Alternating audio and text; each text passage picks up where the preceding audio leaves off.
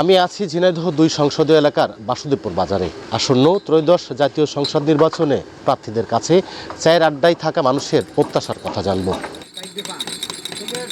পাওয়া একটা আশা আমাদের এলাকায় উন্নয়ন, যাতে কোনো অভাব অনটন কোনো কিছুতে না থাকে। বিদ্যুৎ, আবার সব কিছু, এক কথায় শিক্ষা, প্রশাসনিক, মানুষ যাতে স্বাধীনভাবে চলাফেরা করতে পারে, মানুষের বাক স্বাধীনতা থাকবে, কথা বলার স্বাধীনতা থাকবে, এটাই আমার চাওয়া। দেশের উন্নয়ন করলেই ভালো, রাস্তাঘাট সেটা এই সমস্ত জিনিসগুলো, শিক্ষা ব্যবস্থা এই সমস্ত জিনিসগুলো করলে ভালো। প্রত্যাশা আমাদের চাষে কৃষি উন্নয়ন করবে, এই প্রত্যাশা প্রার্থীর কাছে আমাদের প্রত্যাশা যে আমাদের আর্থসামাজিক পাশাপাশি যোগাযোগ ব্যবস্থা এবং আমাদের খোঁজ খবর নেবে, হত দরিদ্র যারা আছে এদের কিছু খোঁজ খবর নেবে।